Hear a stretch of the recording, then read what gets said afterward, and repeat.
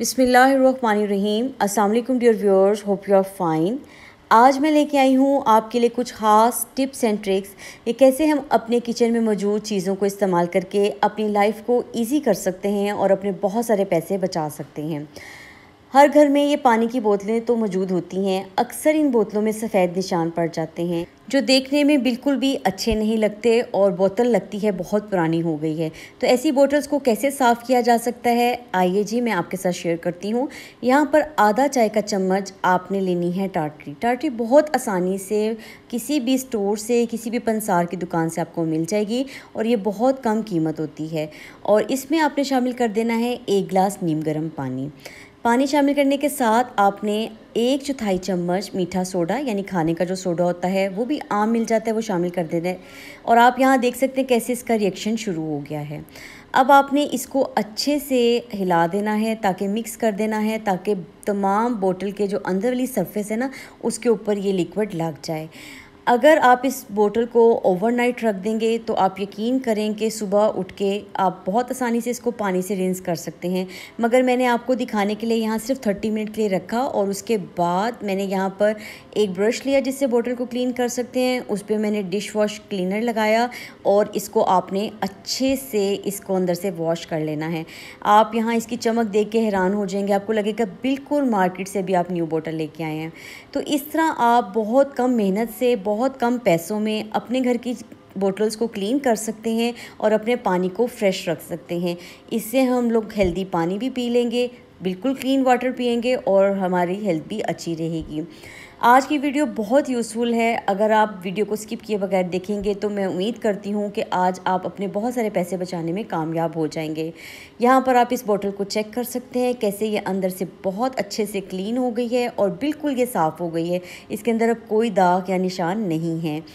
ये थी tip number 1। अब दूसरी टिप ये है कि अक्सर घर में बरसात का मौसम हो या सर्दियों का मौसम आने वाला है, नमक जो होता है वो बोतल में या नमकदानी में जिसमें हम डालते हैं उसमें जम जाता है, या तो नमक को हमें वेस्ट करना पड़ता है। इस तरह हमारे पैसों का नुकसान होता है। तो आपने क्या करना है, सिर्फ 2 लौंग, जब भी नमक का पैकेट आप अपनी बोतल में डालें या नमक शामिल करें अपने नमकदानी में, तो 2 लौंग उसमें शामिल कर दें। बस इसको बंद करके एयरटाइट बोतल में रख दें। आप देखिएगा कभी भी ना नमक जमेगा और ना ही कभी इसके अंदर नमी आएगी।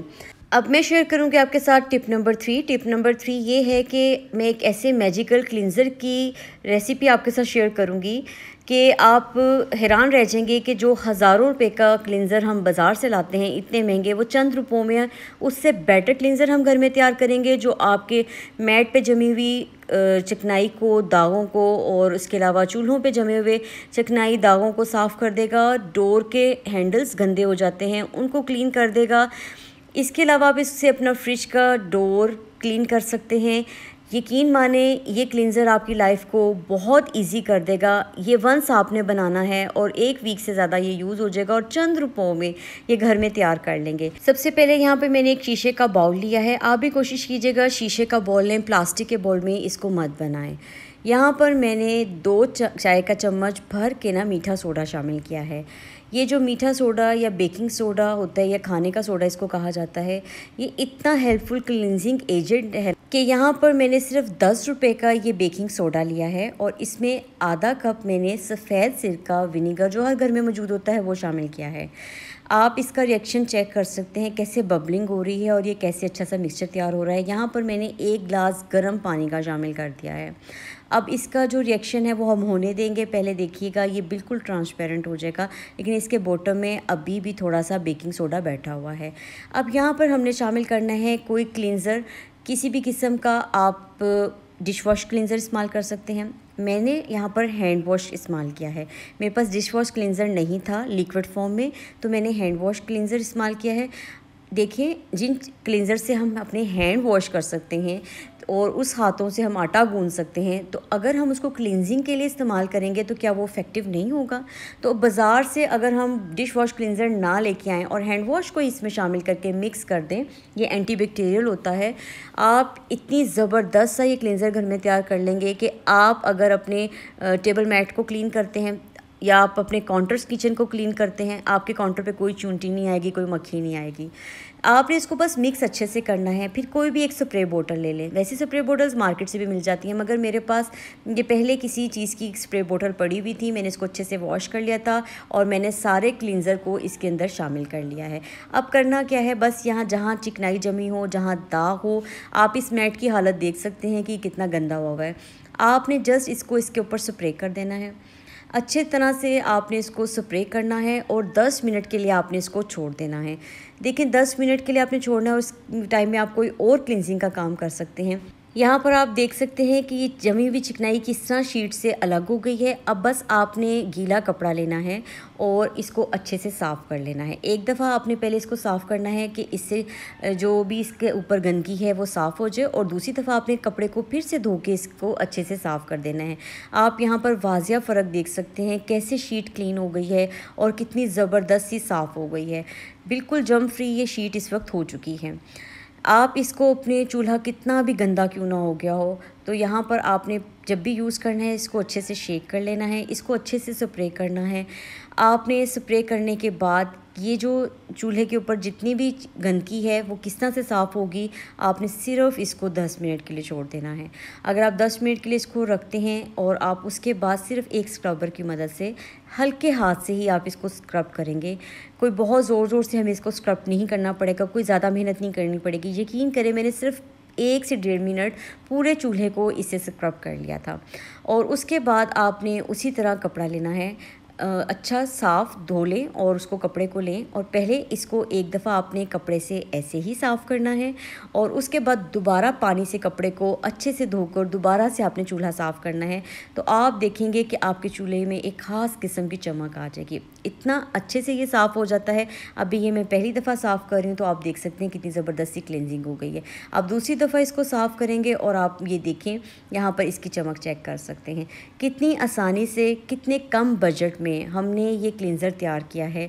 मेरा ख्याल है बमुश्किल 50 से 60 रुपये में ये क्लींज़र आपने घर में तैयार किया होगा, लेकिन ये बाज़ार से मिलने वाले हज़ारों रुपये महंगे क्लींज़र से भी बेहतरीन काम कर रहा है।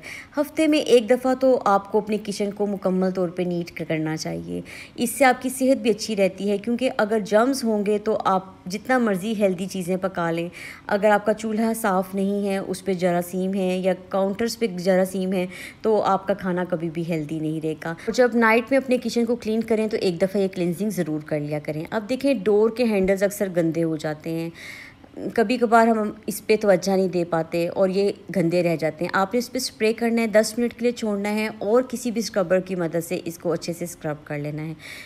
बमुश्किल 30 सेकंड आप स्क्रब करें और उसके बाद साफ़ कपड़े से इसको अच्छी तरह क्लीन कर लें।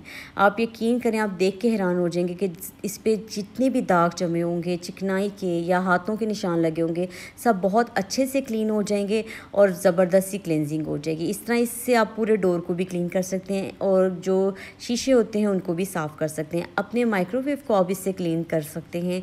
ये एक इतना मैजिकल क्लींज़र है कि आपकी लाइफ को ईज़ी भी कर देगा और आपके बहुत सारे पैसे भी बच जाएंगे। अब इतने सारे काम के बाद आपके हाथों की हालत बुरी हो जाती है। ये रेमेडी आपने लाजमी यूज़ करनी है, क्योंकि अगर आपके हाथ क्लीन नहीं है या आपके नेल्स में गंद है, आपने क्लिनजिंग का काम किया है, क्यूटिकल आपके गंदे हैं, तो यकीन करें कि जब हम आटा गूंदेंगे या कोई भी काम करेंगे, हमारे हाथ के जर्म्स जो होंगे वो उस चीज़ में जाएंगे। तो आपने एक दफ़ा अपने हाथों की क्लिनजिंग लाजमी करनी है जब भी आप सफाई का इतना ज़्यादा काम करें। आपने यहाँ पर 1 चाय का चम्मच बेसन लें, थोड़ी सी हल्दी शामिल करें, 1 चाय का चम्मच नींबू का रस शामिल कर लें, इसको मिक्स कर लें, थोड़ा सा पानी इसके अंदर शामिल करें।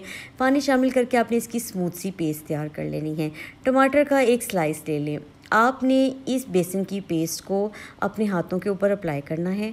हाथों के ऊपर अप्लाई करने के बाद आपने जो टमाटर है उससे इसको अच्छे से स्क्रब कर देना है। ये इतना अच्छा क्लिनजिंग एजेंट है कि अगर आप हफ्ते में 2 से 3 दफ़ा अपने हाथ और पाँव की इस तरह से क्लिनजिंग करते हैं तो यकीन माने तमाम दाग धब्बे दूर हो जाएंगे और आपको किसी किस्म के मैनीक्योर पेडिक्योर की ज़रूरत नहीं रहेगी।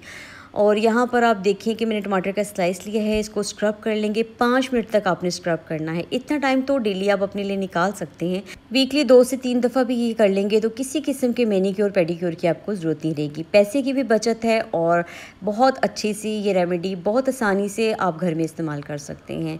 तो मैंने 5 मिनट के लिए दोनों हाथों को बहुत अच्छे से स्क्रब करने के बाद इसको साफ़ पानी से धो लिया था और यहाँ पर आप इसका रिज़ल्ट देख सकते हैं। आप इसको फेस पे अप्लाई ना करें।